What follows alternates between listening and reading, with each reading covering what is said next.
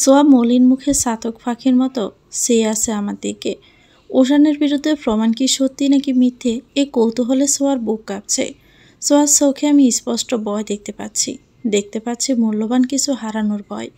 উষ্ঠদয়ের মাঝে কিঞ্চিত পাকা টেনশন আর উত্তেজনায় হাঁপাচ্ছে।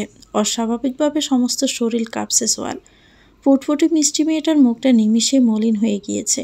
আমার জীবনে দেখার সব থেকে হাসি খুশি আর সুখী মেয়েটা সেকেন্ডের মধ্যেই কেমন বদলে গেল। ধনী বাবার একমাত্র মেয়ে, ব্যক্তিগত গাড়ি ছাড়া কলেজে আসে না কখনো, অথচ এক বিন্দু হিংসে বা অহংকার নেই ওর মধ্যে। আমাদের মতো মধ্যবিত্ত ফ্যামিলির কয়েকজন ফ্রেন্ডকে পান উজাড় করে ভালোবেসেছে, আমাদের মতো করে মিশে থেকেছে আমাদের সাথে, অথচ চাইলেও ভিন্ন ধরনের জীবনযাপন করতে পারত। সোয়ার একটা জ্বলন্ত উদাহরণ। মেয়েরা ধনী হলে বিগড়ে যায় না বা অহংকারীও হয় না।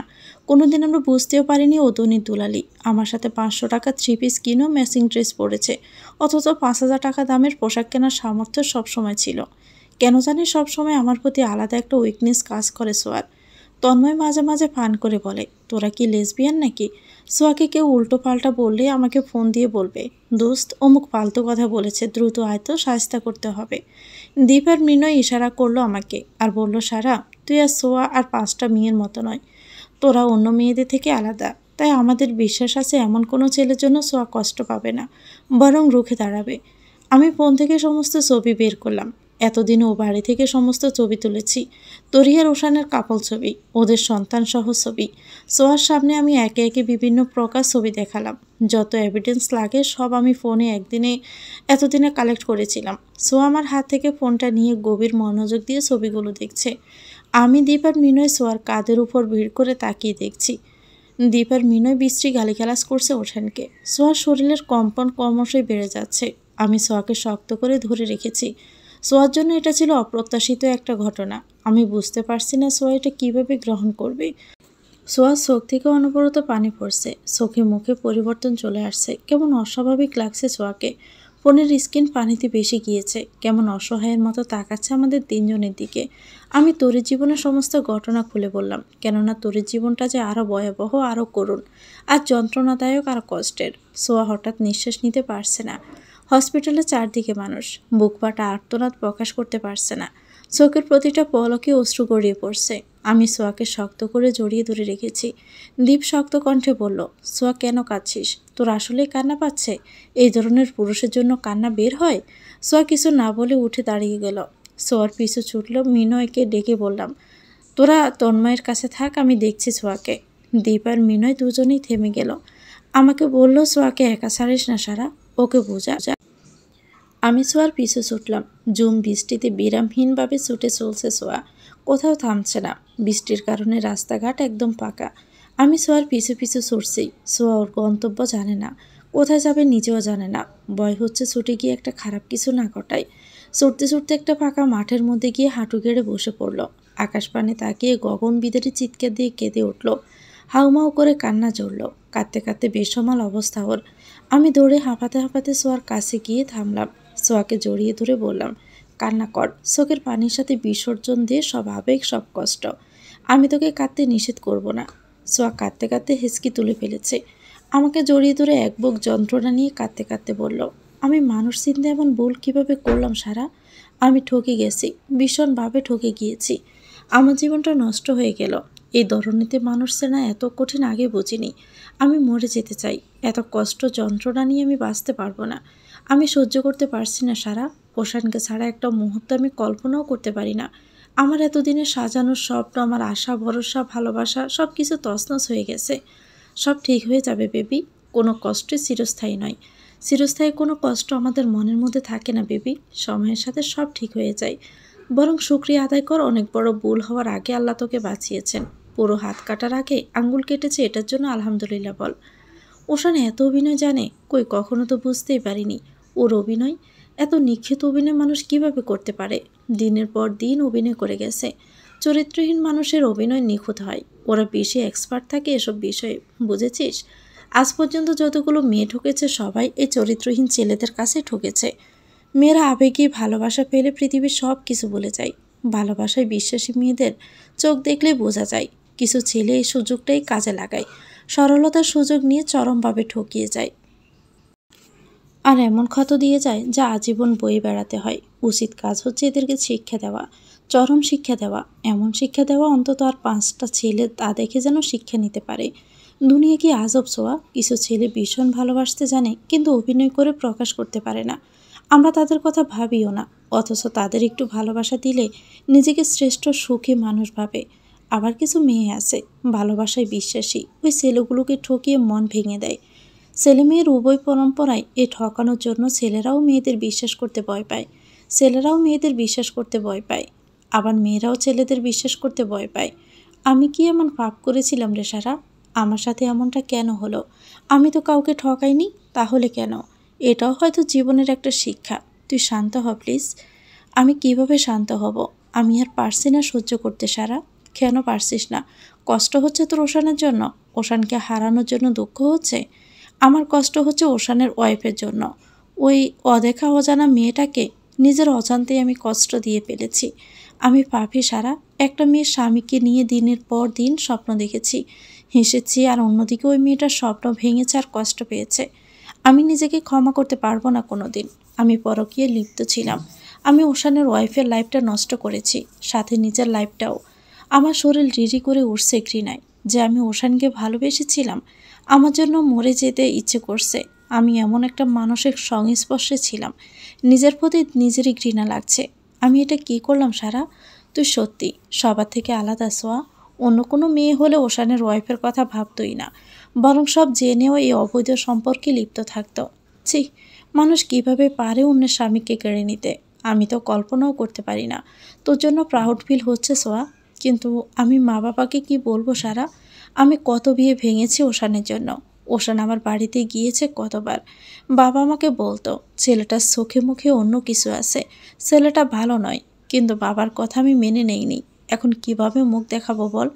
আমি তো এপাশ ওপাশ সবই হারালাম সারা। কিচ্ছু তুই হারাসনি। চল আমার সাথে চল, বৃষ্টিতে ভিজে দুজনেরই জ্বর হবে। আমাদের ফর্ম ফিল আপ আজকে।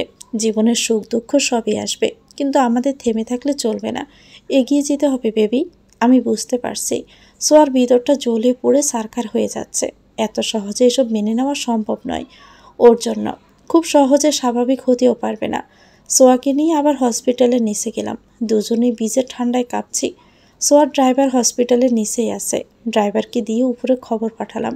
মৃণয় আর দীপ নিচে এলো। সোয়াকে বলল, একদম ভেঙে পড়বি না।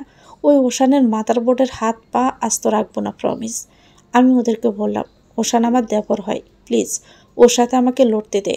ওর বিষয়টা আমি দেখে নিব, তোরা কুল থাক। মিনয় বলল, ফর্ম ফিল আপের কী হবে? তন্ময়ের কি হবে? ওর পাশেও তো থাকতে হবে, তাই না?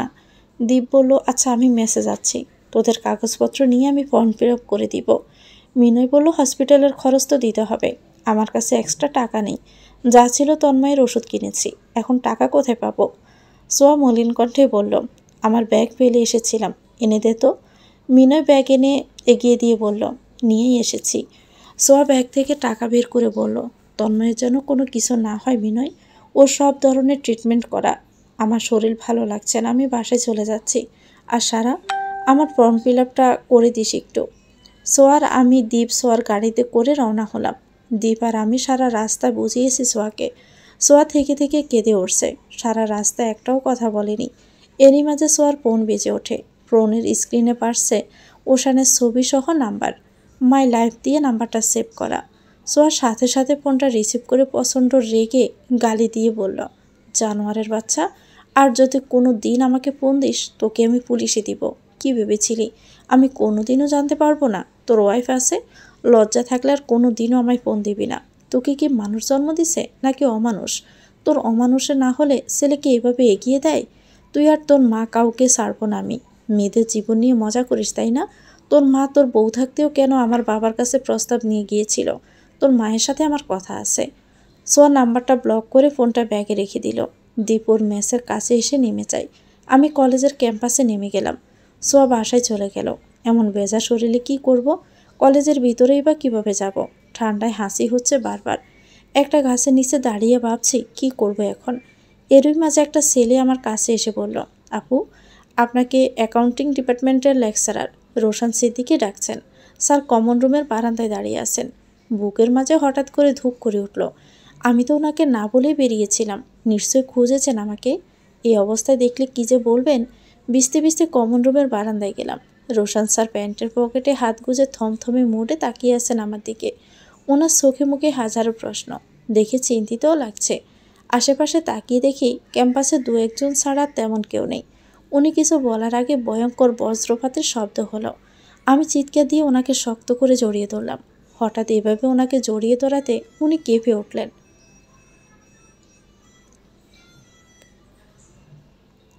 বজ্রপাতের ভয়ানক আওয়াজে রোশান স্যারকে শক্ত করে জড়িয়ে ধরে চোখ কান বুজে ওনার বুকে মাথা রেখে পড়ে রইলাম। ঠান্ডায় থরথর করে কাঁপছি। ভেজা কাপড়ে ওনাকে জড়িয়ে ধরায় ওনার কাপড়ও ভিজে গেল।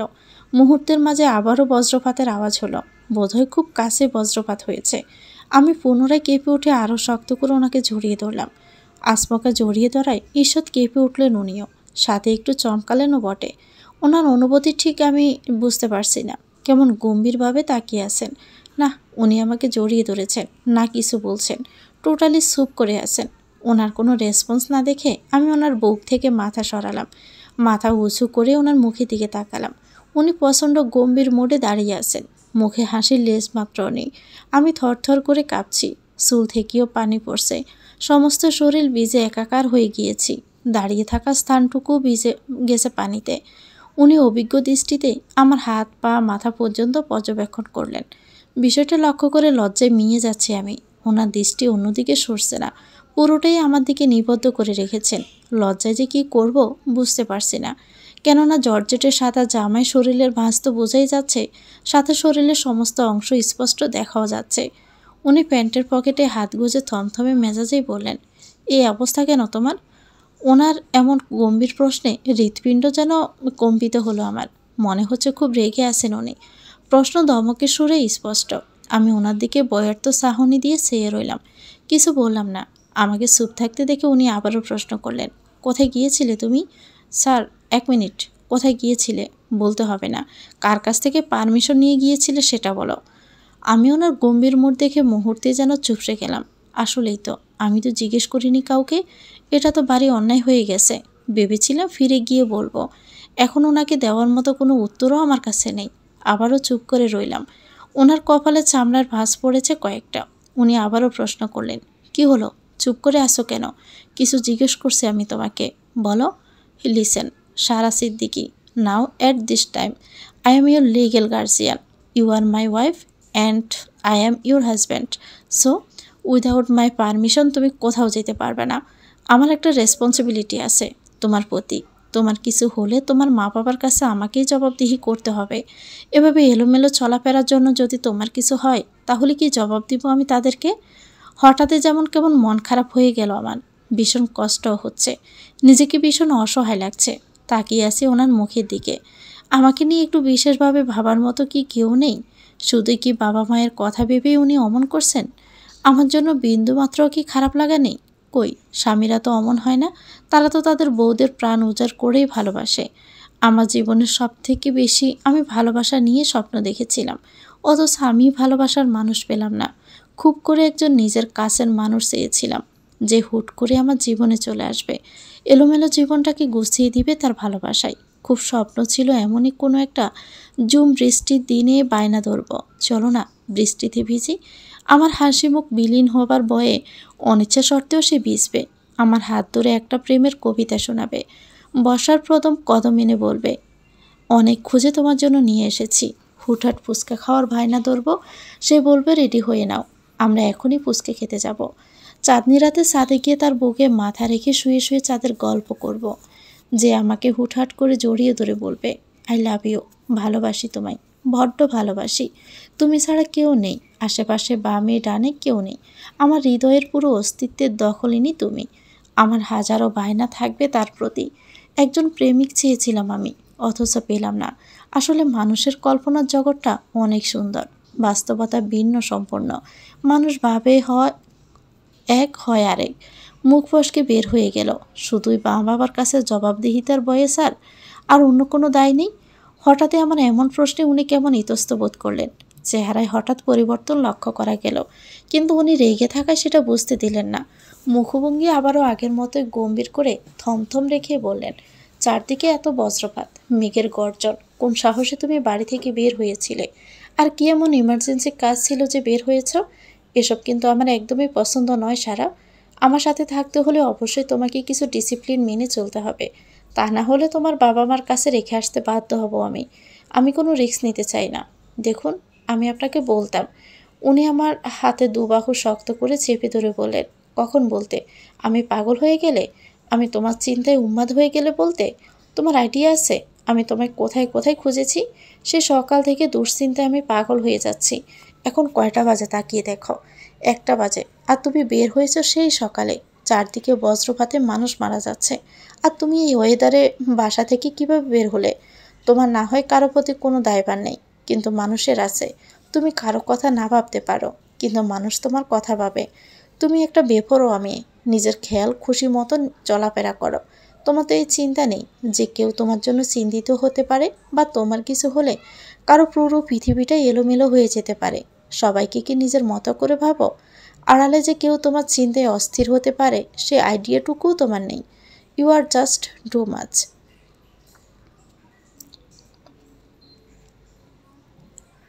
আছে এমন? কে আছে যে ভাববে এভাবে আমার কথা? সত্যি, যদি কেউ ভাবতো তাহলে কি আর আমি এত বেপরোয়া থাকতাম? যদি জানতাম কেউ আমাকে নিয়ে চিন্তিত তাহলে নিশ্চয়ই তাকে জানিয়ে বের হতাম। কেন? তোমার বাবা মা নেই?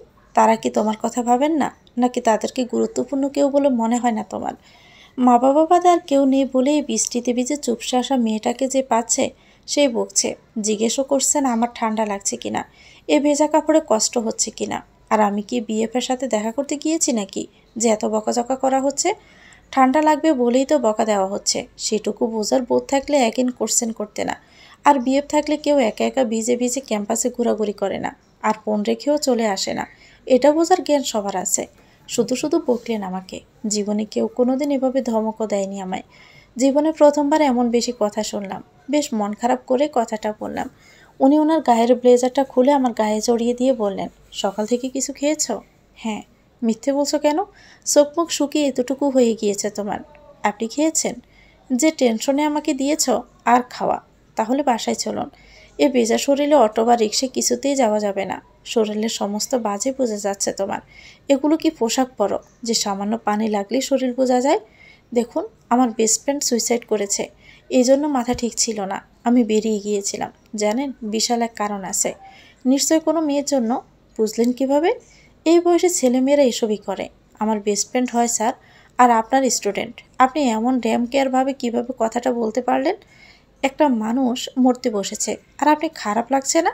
মানুষ এত হৃদয়হীন কিভাবে হতে পারে? উনি আমার দিকে আড়চোখে তাকালেন, কোনো কথারই উত্তর দিলেন না।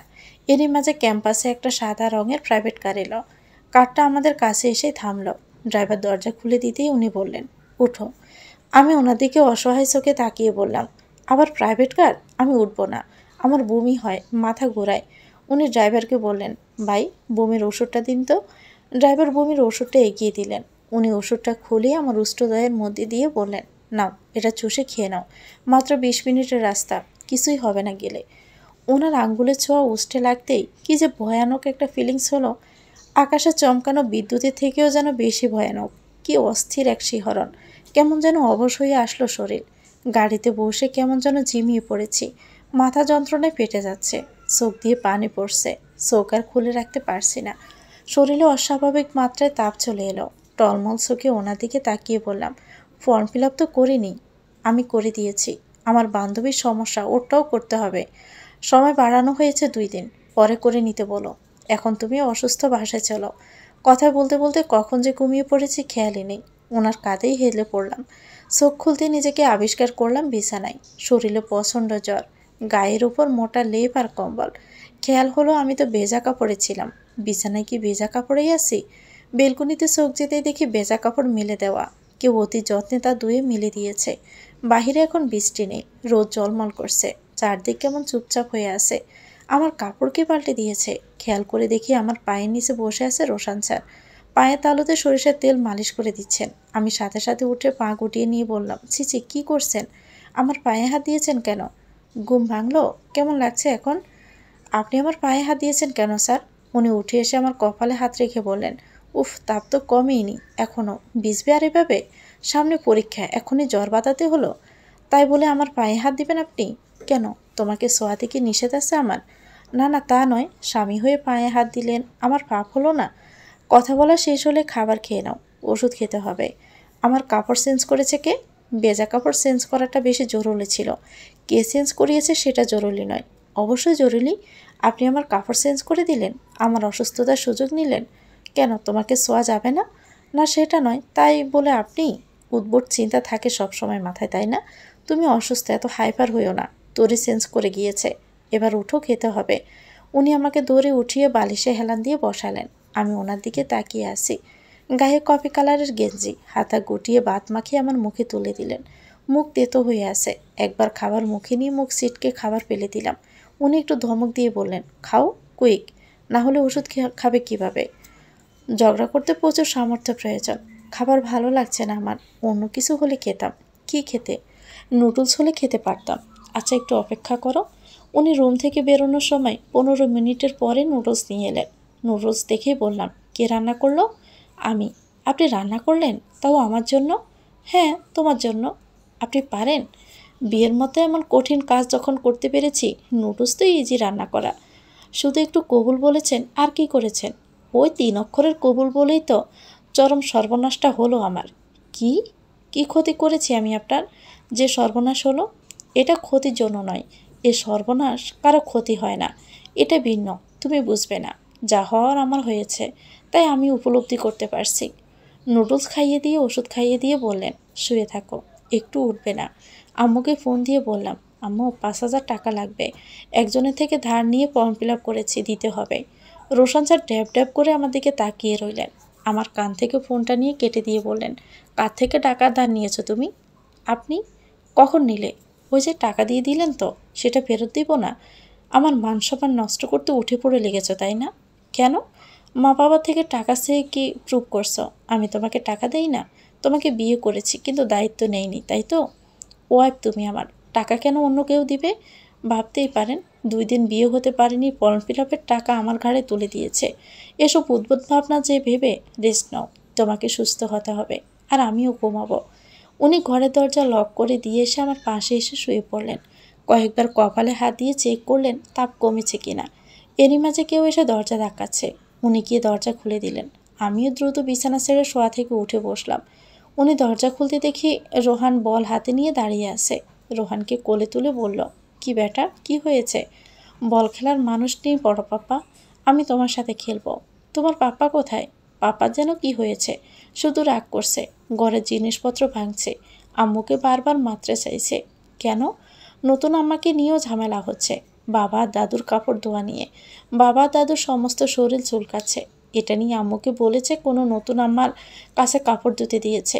আবার বুড়ো দাদা আর দাদু তারা বলছে, কই আমাদের তো চুলকাচ্ছে না। এসব নিয়ে অশান্তি হচ্ছে। আমি মুচকি হাসলাম। বোঝো এবার কেমন লাগে তরিকে দিয়ে গোষ্ঠীসহ মানুষের কাপড় ধোয়ানো। এখন থেকে যতবারই এমন করবি ততবারই বিছুটি পাতা দিব আমি। রোশন স্যার ওদেরকে যে বড় সড়ো ঝামেলা হয়েছে সেটা বুঝতে পেরে বললেন, বেটা ঝামেলার দিকে যাওয়ার দরকার নেই, আসো আমরা বল খেলি। আমি বললাম, আমিও খেলবো। তুমি চুপ করে শুয়ে থাকো, আমি বিছানায় বসেই খেলবো। রোহান খুশিতে হাততালি দিল। খেলার নিয়ম, বল একজনের হাত থেকে অন্যজনের হাতে যাবে, একজন ছুঁড়ে অন্যজনের হাতে দিচ্ছি। এমন দিতে দিতে একবার আমার খুব জোরে দেওয়া হয়ে গেল। বল এত জোরে ছুড়লাম রোশন স্যারের গুপ্ত স্থানে গিয়ে লাগলো। উনি উফ শব্দ করে উঠলেন। রোহান এগিয়ে এলো আর আমিও এগিয়ে গেলাম। বলে উঠলাম, কই দেখি কোথায় লেগেছে। উনি অদ্ভুতভাবে আমার দিকে তাকিয়ে বললেন, হোয়াট? কি অদ্ভুত সে চাহনি। আমি লজ্জায় দ্রুত ঘর থেকে বেরিয়ে গেলাম। কি বলতে যে কি বলে ফেলি নিজেরই খেয়াল থাকে না। মারাত্মক লজ্জা পেয়ে দুর্বল শরীর নিয়ে ঘরের বাহিরে এসে দাঁড়ালাম। ওয়াল ধরে দাঁড়িয়ে চোখ বোলালাম বাহিরে। কি দারুণ দেখাচ্ছে চারদিকটা, কি স্নিগ্ধ সব কিছু। গাছের পাতাগুলো কেমন সজীব হয়ে উঠেছে। উঠানে গাছের পাতায় ভরে গেছে। বৃষ্টি যে তার সবটা উজাড় করে প্রকৃতি ভাসিয়ে দিয়ে গেছে সেটা বোঝাই যাচ্ছে। হঠাৎই মনে হলো তন্ময়ের কথা। তন্ময় কি সুস্থ হয়েছে? সোয়া ঠিক আছে তো? নিশ্চয় সোয়া ঠিক নেই, ঠিক তো থাকার কথাও নয়। পৃথিবীতে যে সব অত্যাচার সহ্য করা গেলেও মানসিক অত্যাচার করা যায় না। কারো কাছ থেকে প্রতারিত হওয়াটা প্রতিটা মানুষের জীবনের সব থেকে বিষাদময় ক্ষণ। মন ভাঙা যন্ত্রণার মতো আর কোনো যন্ত্রণা পৃথিবীতে নেই, যা মানুষের জীবনটাকে বিষাক্ত করে তোলে। ওদের দুজনের মিল হলে সব সমস্যার সমাধান হয়ে যাবে। আর আমি দায়িত্ব নিয়ে সবটা করব। জীবনে অন্তত এই একটা কাজ ভালো করতে চাই। এরই মাঝে হঠাৎ তোরের চিৎকার আমার কানে ভেসে আসে। খুব করুণ সে চিৎকার। শরীরে ভীষণ আঘাত না পেলে কেউ এভাবে ঘুমিয়ে ওঠে না। মনটা কেঁদে উঠল আমার। ব্যথাটা বোধ হয় আমার গায়ে লাগলো। আমার কানে স্পষ্ট এলো, আমি টাকা চুরি করিনি। আমাকে আর মেরো না। আমি সহ্য করতে পারছি না এই যন্ত্রণা। আম্মা, আপনি তো আমাকে চেনেন। আমি কি কোনোদিন চুরি করতে পারি বলুন? আপনার ছেলেকে বোঝান না আম্মা। শাশুড়ি কঠিন কণ্ঠে বললেন, বাঁচতে চাইলে টাকা ফেরত দাও, না হলে আজ ভালো হবে না তোরই। টাকা কোথায় পাচার করেছ বোনের বাড়ি? ওশান গালি দিয়ে বলছে, ফকিন্নির বাচ্চার গোষ্ঠীতে বিয়ে করে আমার কোনো দিনই ভালো হলো না। শুধু দুরুম দুরুম আওয়াজ হচ্ছে। বোঝা যাচ্ছে তরির গায়ে উড়ো আঘাত করছে। খুব বাজে গালিগালাজ করছে ওশান। শাশুড়িও খুব বাজে কথা শোনাচ্ছে। যত প্রকার কটু কথা আছে সবই শোনাচ্ছে। ক্লান্তিতে আমি পা বাড়াতে পারছি না। শরীর থরথর করে কাঁপছে। ওয়াল ধরে ধরে কোনো রকমে ওশানের রুমে গেলাম। ওশানের রুমে যেতে আমার কি হয়ে গেল জানি না। আমার ভিতরে কেন যেন অশরীরী শক্তি প্রবেশ করলো। রক্ত টকবক করে উঠল রাগে। চোখ দিয়ে যেন আগুন জ্বলছে। সমস্ত শরীর কাঁপছে। ওশানের হাতে বড় একটা লোহার রড। তোরের মাথায় কেবলই বাড়ি দিতে যাবে। তোরে দু হাত মুখের সামনে রেখে চোখ বন্ধ করে রেখেছে। ওর পালানোরও পথ নেই। শাশুড়ি পথ আটকে রেখেছে। আমি দ্রুত তরিকে ধাক্কা মেরে ফেলে দিলাম। আগারটা স্লিপ করে আমার কপালে কিছুটা খোসা লাগলো। রাগে শাশুড়িকে ঠেলে দিয়ে ওশানের দুই গালে দুটা থাপ্পড় মারলাম। ওশানের বুকে ধাক্কা মেরে ফেলে দিয়ে বললাম, কি ভাবিস তুই নিজেকে? মানুষ তুই নাকি অমানুষ? ওশানকে দেখে মনে হচ্ছে নেশা করেছে। চোখ দুটো লাল হয়ে টলমল করছে। ওর হাবভাবও ভালো নয়। আজে বাজে কিছু খেয়ে বাসায় এসেছে। আজ সোয়া ব্লক করেছে, নিশ্চয় সোয়া আরও গালিগালাজ করেছে। এর জন্যই মাথা ঠিক নেই। ওশান তীব্র রাগে কটমট করতে করতে বলল, আমাদের স্বামী স্ত্রীর মাঝে তুমি কেন এসেছ? আমার বউ আমি মারব তুমি বলার কে? কে তোর স্ত্রী? তুই তো তালাক দিয়ে দিয়েছিস। ইসলামী শরীয়ত নিয়ম অনুযায়ী 3 বার তালাক দিলেই তো তালাক হয়ে যায়। তুই তো মুখে মুখে অজস্র বার তালাক দিয়েছিস। তাহলে কিভাবে ও তোর বউ হলো? তালাক মেনে নিয়ে দূর হয়ে যায় না কেন? ওর জন্য আমার জীবনের সব সুখ শান্তি শেষ হয়ে গেছে। আর যদি ওই আপদ আমার সাথে না থাকতো, লাক্সবিয়ান একটা লাইফ লিড করতে পারতাম আমি। শুধুমাত্র ও জড়িয়ে আছে বলে সমস্ত সুখ পেয়েও আমি হারালাম। আমি আজ ওর ব্যবস্থা করেই ছাড়ব। আমার তো মনে হয় তুই তোরের জীবনের আপদ। তোর মতো বেয়াদবের সাথে তোরের বিয়ে না হলে একটা লাক্সারিয়ান জীবনযাপন ও নিজেও করতে পারতো। ও রিয়েলি? আমি ওকে তালাক দিচ্ছি এক্ষুনি। 1 তালাক, 2 তালাক, 3 তালাক। কাবিনের সমস্ত টাকা এক্ষুনি পরিশোধ করে দিচ্ছি। এখনই যেন দূর হয়ে যায়। যেখানে গেলে লাক্সারিয়াস জীবনযাপন করতে পারবে সেখানে যাক। শুধু আমাকে মুক্তি দিক। 3 তালাক একটা মেয়ের জন্য যে কি, তা শুধু একটা মেয়েই জানে। ডিভোর্সি মেয়েগুলোকে সমাজ অভিশপ্ত ভাবে। এক কথায় বলবে, ভালো হলে কি তালাক দিত? শ্বশুরবাড়ি একটু একটু যন্ত্রণা কেনা ভোগ করে। স্বামীর কর করা অত সোজা নয়। মানে সব দোষী একটা মেয়ের। তাকে যে কেন ডিভোর্স দেওয়া হলো তা কেউ জানতেও চাইবে না। পাশেও দাঁড়াবে না। শুধু দূর থেকে কটু কথাই শোনাবে। তরিও আজ বুঝে গেছে এই সংসার থেকে ছুটি পেয়ে গিয়েছে সে।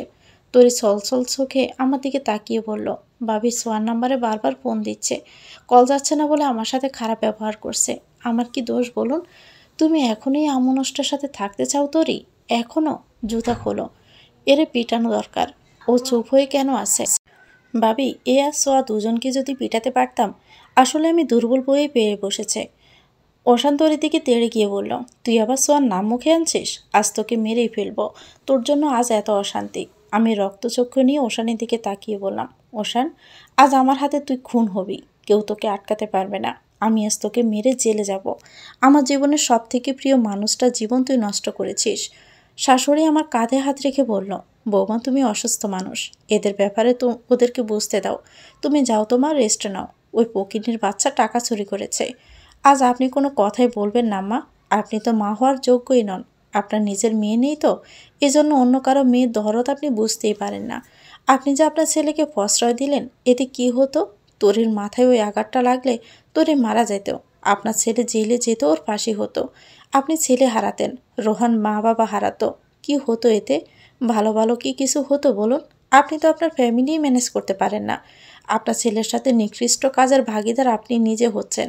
আপনি বিবেকের কাছে কি উত্তর দিবেন বলুন তো? আজ যদি আপনি প্রশ্রয় না দিতেন, আপনার ছেলে কিন্তু এত বাড়ত না। বুঝতে পেরেছেন? তুমি এসব কি বলছো সারা? আমি মেয়ের মর্ম বুঝি না? কখনো দেখেছো আমি তোমার সাথে খারাপ ব্যবহার করেছি? আর আমি কিভাবে থামাবো ওদের ঝামেলা? তোরে টাকা চুরি করতে না গেলে কি এত ঝামেলা হতো? কে করেছে টাকা দিয়ে? আপনি দেখেছেন চুরি করতে? ওশানের অনেক টাকা হারিয়ে গিয়েছে, তাছাড়াও ফোনও কিনেছে টাকা চুরি করে, বাকি টাকা ওর বোনদের কাছে পাচার করেছে।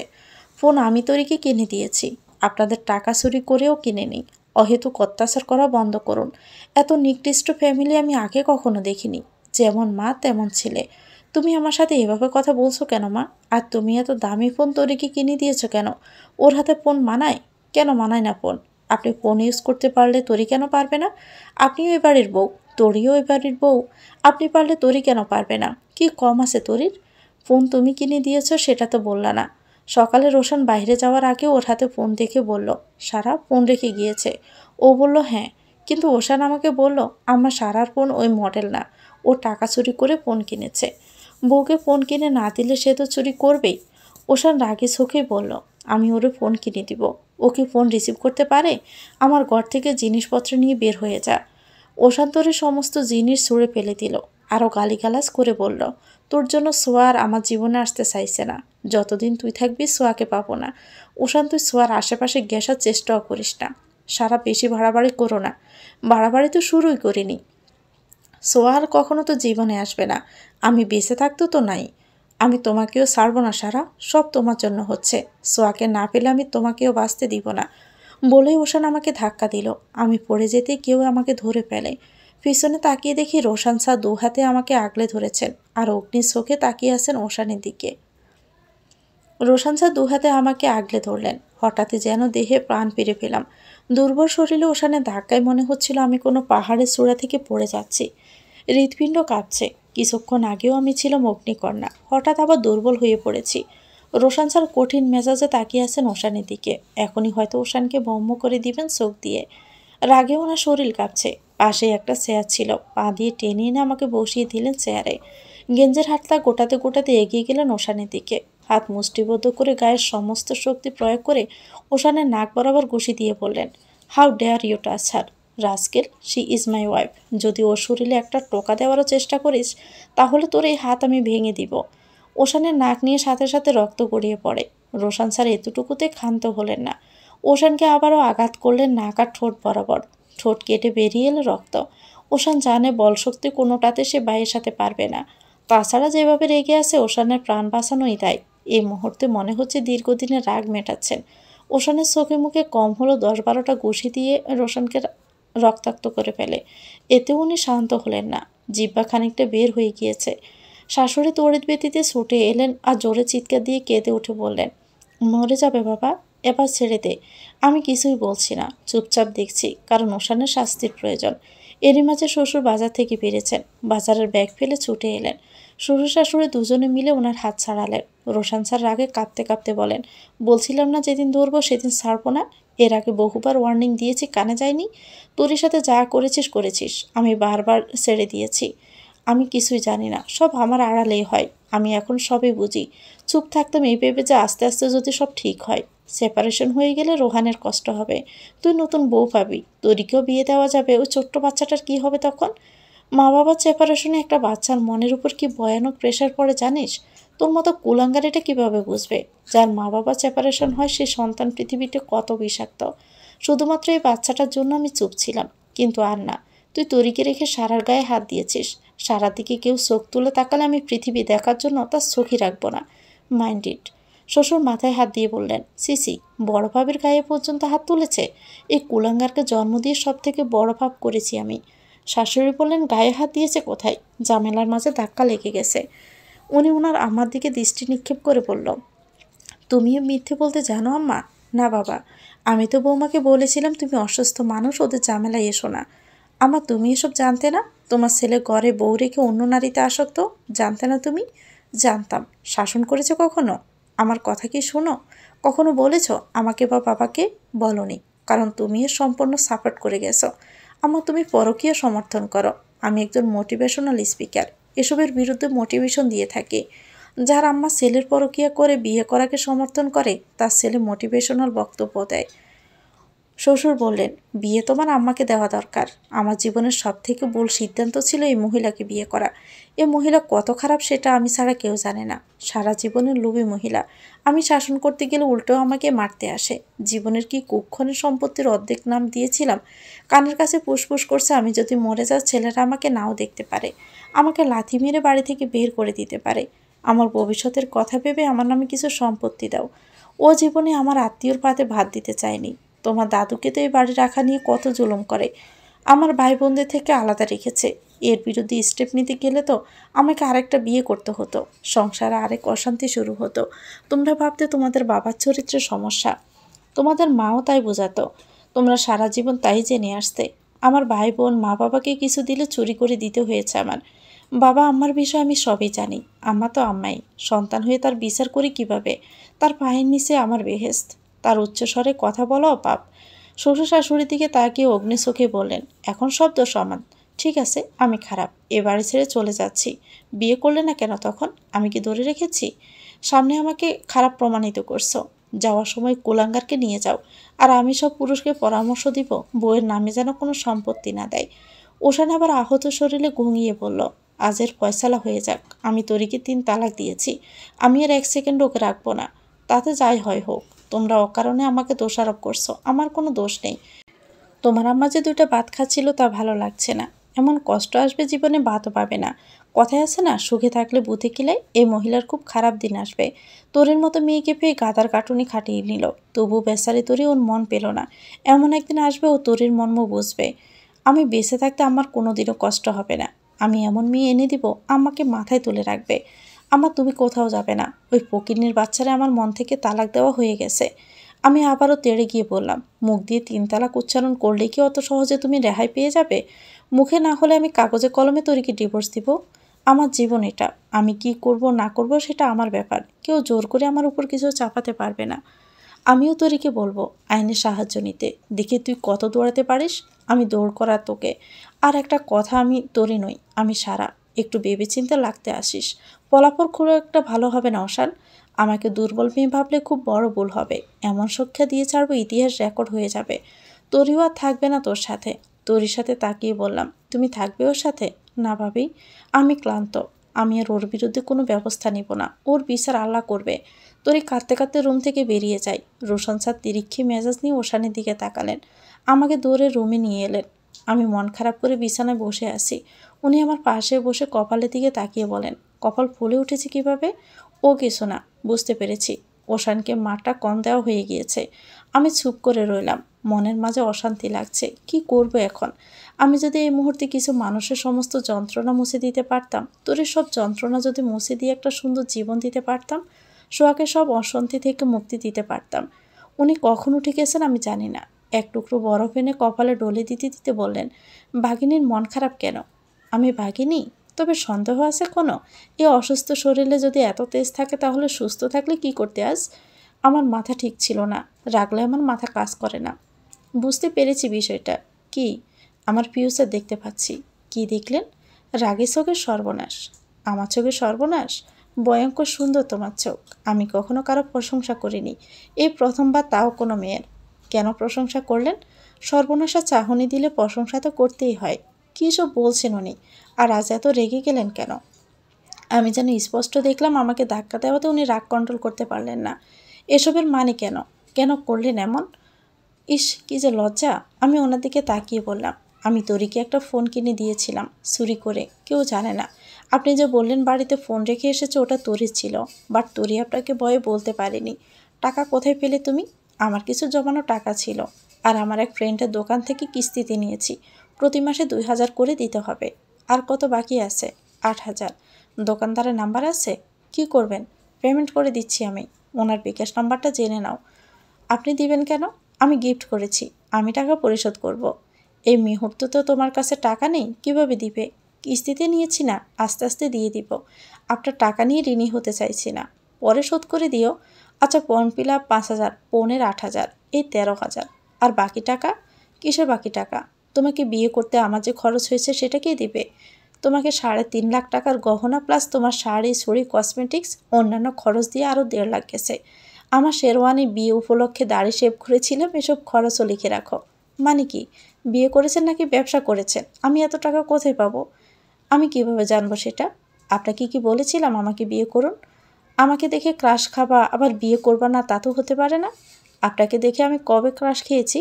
ড্যাব ড্যাব করে তাকিয়ে থাকতে কেন? মেয়েদের অত্যাচারে কালো হয়েও আমার শান্তি নেই।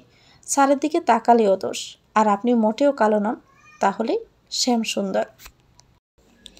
আমি শ্যামসুন্দর কথাটা বলতে উনি আশ্চর্যজনিত হয়ে তাকালেন আমার দিকে। ওনার চোখে মুখে কেমন স্নিগ্ধ আভা ছড়িয়ে পড়েছে। ওষ্ঠ জোরে কিঞ্চিত হাসির রেখা ফুটে উঠেছে, যেটা উনি আমার থেকে আড়াল করার ব্যর্থ প্রয়াস চালাচ্ছেন। কিন্তু আমার অভিজ্ঞ দৃষ্টি থেকে তা আড়াল করতে পারলেন না। আমাকে ওনার দিকে তাকিয়ে থাকতে দেখে বোধহয় একটু কিছুটা লজ্জা পাচ্ছেন। নিজেকে দাঁতস্থ করতে হাতের বৃদ্ধ আঙুল দিয়ে কপাল চুলকে বললেন, আমি শ্যামসুন্দর? ডিরেক্ট প্রশ্ন ছুড়লেন আমার দিকে। আমিও প্রশ্নের পিঠে উল্টো প্রশ্ন করলাম, তাহলে কি আপনি? মুচকি হেসে জবাব দিলেন, কালো ছেলেদের জন্য সান্ত্বনামূলক বাণী। তবে তোমার মুখে ভালোই লাগলো শুনতে। জীবনে প্রথম কেউ মিথ্যে প্রশংসা করলো আমার, আর আমার কানে শ্রুতিমধুর লাগলো। কি অদ্ভুত, তাই না? আমিও কারো মিথ্যে প্রশংসায় ফেঁসে গেলাম। আমি হেসে প্রশ্ন করলাম, ফাঁসলেন মানে? আমার হাসি দেখে বললেন, হাসছ? যে ফাঁসে সেই জানে। কিন্তু ওটা মিথ্যে প্রশংসা নয় স্যার, সত্যিই ছিল। আর আপনাকে নিয়ে মিথ্যে প্রশংসা করার মতো ক্ষমতা আমার নেই। এরই মাঝে দাদু দরজায় এসে বললেন, আসবো? রোশন স্যার উঠে গিয়ে দাদুর হাত ধরে রুমে নিয়ে এলেন। দাদুর চোখে পানি। সে অজরে কেঁদেই যাচ্ছে, কান্নায় ভেঙে পড়েছেন। উনি দাদুকে জড়িয়ে ধরে বোঝাচ্ছেন কান্না যেন না করে, কিন্তু দাদু নিজেকে সামলাতে পারছেন না। শুধু বলছেন, তরি এখন কোথায় যাবে? কি হবে তরির? তরিকে ছাড়া কিভাবে থাকবো আমি? আমাকে কে দেখবে? কে আমাকে ওষুধ দিবে? পায়ের নখ কেটে দিবে? আমাকে গোসলের পানি দিবে? পান বেটে দিবে? এই সংসারটা একা হাতে সামলে রাখত তরি। এ বাড়ির কেউ কোনো কিছুর অভাব কখনো বুঝতে পারেনি। যা যা লেগেছে শুধু হুকুম করেছে, তরি সেটা হাজির করেছে। ও চলে গেলে এ সংসার আর সংসার থাকবে না। হাহাকার করবে সব কিছু। উষান কি ভুলটাই না করলো জীবনে, হীরা চিনতে পারলো না। দাদুর দিকে তাকিয়ে বললাম, কেন তরি কোথাও যাবে? এ বাড়িতেই থাকবে, আমার কাছে থাকবে তরি। দাদু বললেন, তালাকের পরে স্বামীর মুখ দেখা যায় না, তাই আর তরি চাইলেও এ বাড়িতে থাকতে পারবে না। তরিও যেন হঠাৎ শক্ত হয়ে গিয়েছে। এক কাপড়ে বসে আছে এখনই বাড়ি থেকে বেরিয়ে যাবে বলে। এক সেকেন্ডও আর থাকবে না। মেয়েটা কাঁদছেও না, কেমন চুপচাপ হয়ে গিয়েছে। আমি বলে আসলাম, কোথায় যাবি? একটু অপেক্ষা কর। মুখের তালাক তো কুসংস্কার দাদু, এখনও তো আইনিভাবে ডিভোর্স হয়নি। তার জন্য তো 3 মাস সময় লাগবে। আমাদের মুসলিম ধর্মে 3 তালাক উচ্চারণ করলেই তালাক হয়ে যায়। রেগে মজা করে ভুল করে যেভাবেই বলুক না কেন। তাছাড়া রোশান মন থেকে ওকে তালাক দিয়েছে। রোশন স্যার বললেন, দাদু তুমি ভেঙে পড়ো না, আমি তো আছি। তরির একটা ব্যবস্থা আমি করব। তরি আমার বোন হয়, আমি বোনের নজরে ওকে দেখি। আমি তরির সাথে কোনো অন্যায় হতে দিব না। কী করবি? কোথায় রাখবি ওকে? ওর বোনদেরও তো অবস্থা তেমন একটা ভালো নয়। ও গেলে তারা আবার বোঝা না পাবে। তোর ফুফুর বাড়িতে রাখবি আপাতত। দাদুর কাঁধে হাত রেখে বললাম, না, তরিকে কারো সহানুভূতি নিয়ে বাঁচতে হবে না। তরি এখন থেকে বাঁচবে নিজের প্রচেষ্টায়, কারো দয়ায় নয়। কারো কাছে রাখবো না। 2 দিন পর সে বিরক্ত হবে, কাজের বেটিটাই ব্যবহার করবে, কাজের হুকুম করবে। এই মুহূর্তে তরিকে যেখানেই রাখবো সেই বোঝা মনে করবে। অনেক হয়েছে একটু খাওয়া পড়ার জন্য মানুষের অনুগত্য স্বীকার করা।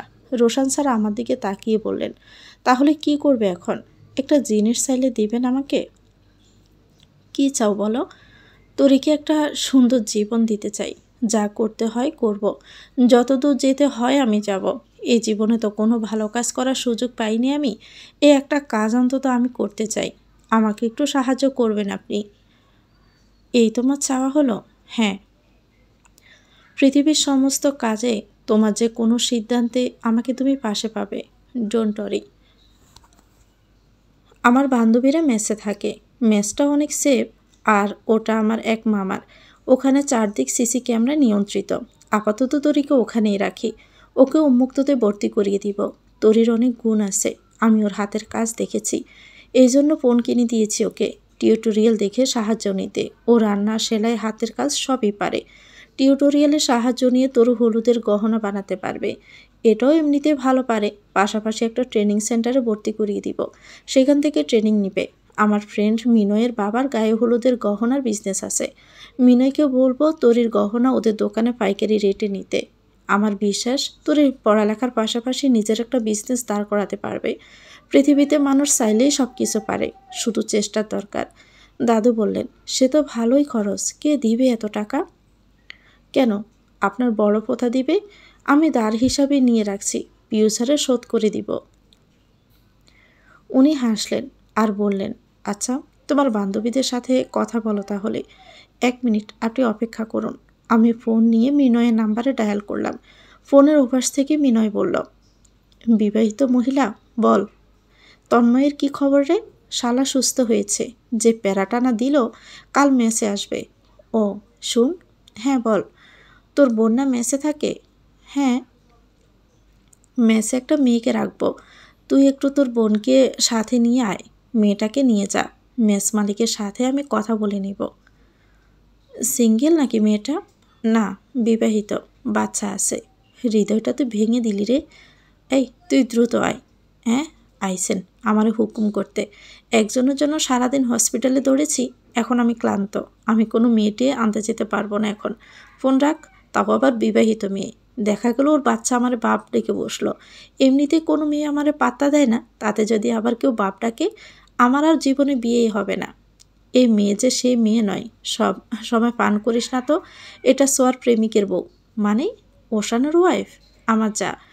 আর ওদের মুখে মুখে তালাক হয়েছে, কিছুদিন পর ডিভোর্স হবে আইনিভাবে। ওর পৃথিবীতে কেউ নেই মিনয়, প্লিজ আয় না। তোর ওই লুচ্ছা দেব দুইটা মেয়ে পেল কিভাবে? অথচ তন্ময় আমি পৃথিবীর শ্রেষ্ঠ ভদ্র ছেলে হয়েও একটা মেয়ে পাই না। পাবি কিভাবে? জীবনে ভালো কাজ করেছিস, এ একটা ভালো কাজ কর, মেয়ে পেয়ে যাবি। আমিন। তাহলে আমি আসতেছি। জ্বরে তাপে পুড়ে যাচ্ছি, তবুও কষ্ট করে বাহিরে গেলাম। তরি বারান্দায় দাঁড়িয়ে আছে। রোহান তরিকে জড়িয়ে ধরে রেখেছে। সে তার মায়ের সাথে যাবে। শাশুড়ি রোহানের হাত ধরে টানছে, কিন্তু রোহান কিছুতেই ওর মায়ের কোমর ছাড়ছে না। তরি অশ্রুসিক্ত চোখে তাকিয়ে আছে শাশুড়ির দিকে। নিশ্চয়ই হৃদয়হীন মহিলার ব্যবহারে অবাক হয়ে যাচ্ছে। কিভাবে একটা সন্তান থেকে তার মাকে আলাদা করার আপ্রাণ চেষ্টা চালিয়ে যাচ্ছে। কিভাবে এতদিন এই সংসারের জন্য করে আসা পরিশ্রমকে ভুলে স্বার্থপরের মতো ব্যবহারটা করছে। তরিকে এই দুনিয়া আরও নতুনভাবে চিনতে শেখালো। এই জঘন্য মানুষের বিপক্ষে এই পৃথিবীতে ভালো মানুষ আছে, খুব বেশি ভালো মানুষ আছে। হয়তো একদিন না একদিন সে ভালো মানুষগুলোর সাথে তরিরও দেখা হবে, কিন্তু দ্বিতীয়বার কি আর কাউকে বিশ্বাস করতে পারবে তরি? কখনো কি ভুলতে পারবে এই ভয়ানক দিনগুলোর কথা? কিন্তু আমি জানি একদিন না একদিন সব পরিবর্তন হয়ে যাবে। এই অশ্রুসিক্ত চোখে একদিন কাজল থাকবে, এই মলিন মুখে একদিন বিশ্বজয়ের হাসি থাকবে। অনেকগুলো মানুষ আফসোস করবে তরিকে হারানোর জন্য।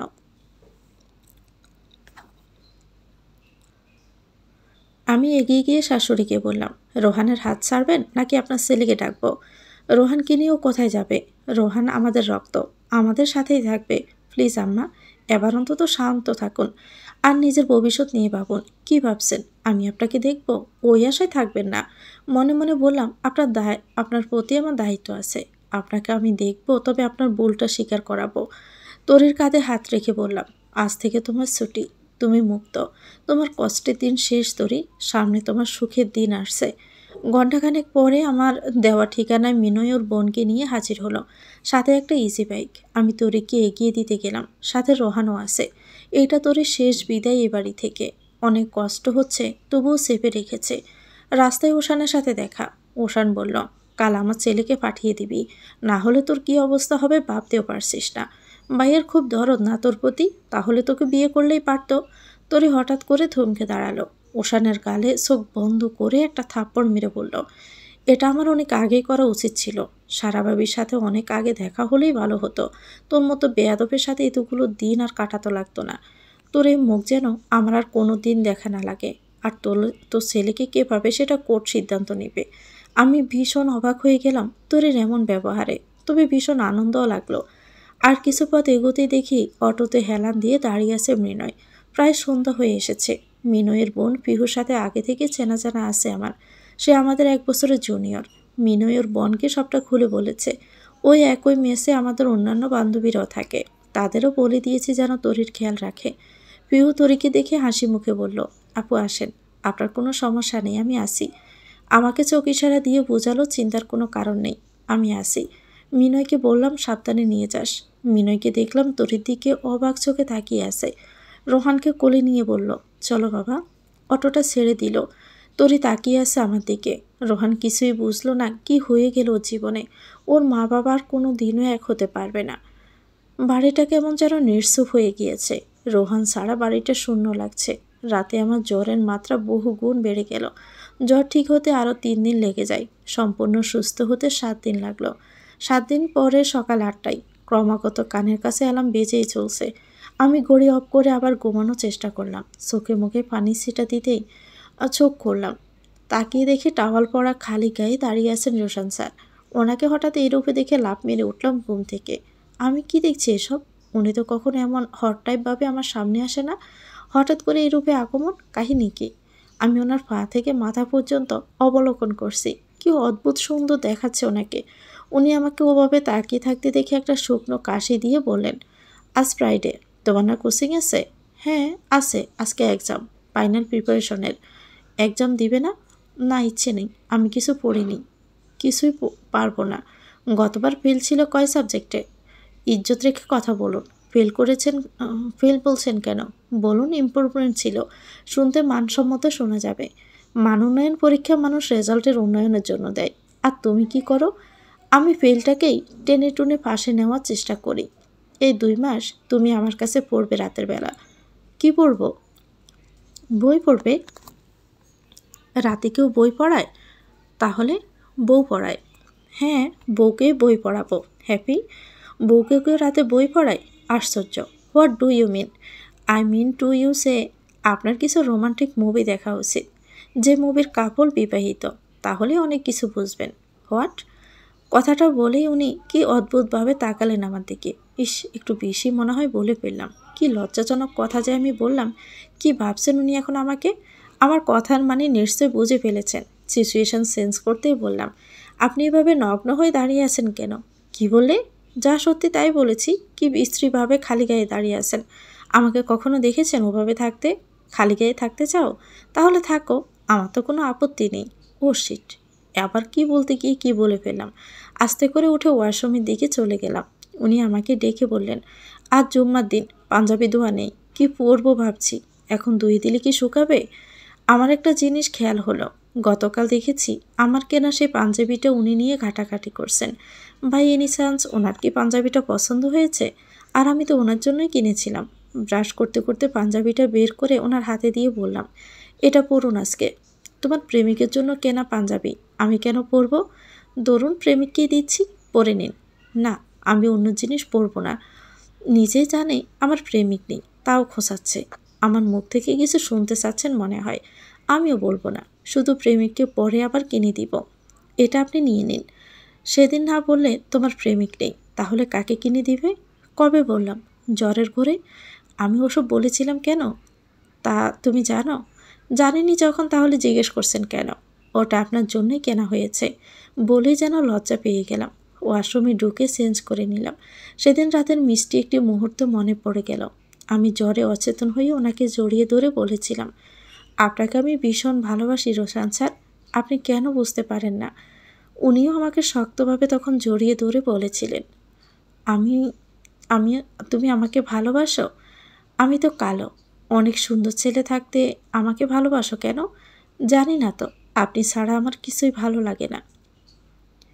তারপর কি হয়েছিল আমার মনে নেই। ঘটনাটা যতবার মনে পড়েছে আমি ভীষণ লজ্জা পেয়েছি। আরও বেশি হারিয়ে গিয়েছি ওনার ভালোবাসায়। ওনাকে জড়িয়ে ধরার অনুভূতি ছিল দারুণ। শ্যামসুন্দর পুরুষের মাঝে কি বিশেষ কিছু আছে? বিশেষ কোনো মায়া, দৈব কোনো শক্তি, যা সহজে একটা মেয়েকে আকৃষ্ট করতে পারে, মনে দখল করে নিতে পারে? কি আছে শ্যামবর্ণের মানুষের মাঝে, যার দিকে তাকিয়ে আমার মন হারিয়ে যায়? আমি হারিয়ে যাই গহীনে। কই, এই মানুষটা তো আমাকে আকৃষ্ট করতে কিছুই করেনি। তবুও যেন কেন মন ডেকে বলে, মানুষটা আড়ালে আমার যত্ন করে, আমার কথা ভাবে। আগে আমার কাছে সুন্দর অসুন্দরের ব্যাখ্যা বলতে ছিল গায়ের রং সাদা আর কালো। সাদা মানে সুন্দর বুঝতাম, কালো মানে কালো আর অসুন্দর বুঝতাম।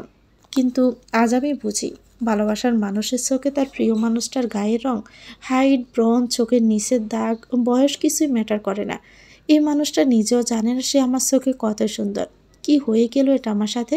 সিনেমার নায়ক দেখে হুটহাট ক্রাশ খেয়েছি। সে ক্রাশ যে সিনেমা থেকে বেরিয়ে এসে বাস্তব জীবনে প্রভাব ফেলবে, সেটা আমি বুঝতে পারিনি। ক্রাশ নামক জিনিসটা বাস্তব জীবনে প্রথমবার ঘটেছিল কলেজ থেকেই। নবীন বরণের প্রথম যেদিন ওনাকে দেখেছিলাম, কি তোলপাড় শুরু হয়েছিল বুকে, কি ক্রাশ পর্যন্ত সীমাবদ্ধ ছিল। তারপরে মানুষের প্রতি আমার তীব্র বিরক্তি আসে যখন আমার বাসায় নালিশ দিয়ে আমাকে বকা শোনায়। ক্রাশ আর বিরক্তির মাঝে আমাদের বিয়ে হয়ে যায়। রোজ সকালে তার মুখ দেখে ঘুম থেকে উঠতে উঠতে ভালোবাসা কেমন স্থায়ী হয়ে গেল। এই মানুষটা জানেও না সে আমার চোখে কত বেশি সুন্দর। ওয়াশরুম থেকে বেরিয়ে দেখে উনি বাহিরে বাইকে হর্ন দিচ্ছেন। নামাজ শেষ করে আমাকে সাথে নিয়েই বাসা ফিরবেন। ওনার পরনে আমার কিনে দেওয়া সেই পাঞ্জাবিটা মনে হয় ওনার জন্যই বানানো ছিল। কি সুন্দর মানিয়েছে ওনাকে। কোচিংয়ের রাস্তার খানিকটা এপাশ থেকে বললাম, আমাকে নামিয়ে দিন। তোমার কোচিং তো আরেকটু দূরে। হোক, আমি হেঁটে যাব। কেউ যদি দেখে ফেলে আপনি আমার তাহলে আমায় খেপাবে। সারা জীবন কি লুকিয়ে রাখবে? তা অবশ্য না, তবে এক্ষুনি জানাতে চাইছি না। বাইক থেকে নামার পরে উনি বললেন, আমি এখানে ওয়েট করব, তুমি চলে এসো। ওকে। কোচিংয়ে বসে আছে তন্ময়। বর্ষা মুখশ্রী কেমন প্যাকাশের রূপ ধারণ করেছে। তন্ময় ফোনে গান শুনছে। আর নয় ভালোবাসা। জানি তোর সাথে মায়া যত রাখে লাভ কি বল তাতে। একা করে আমায় চলে গেলি দূরে। এত বেশি করে ভালোবাসবে না কেউ তোরে।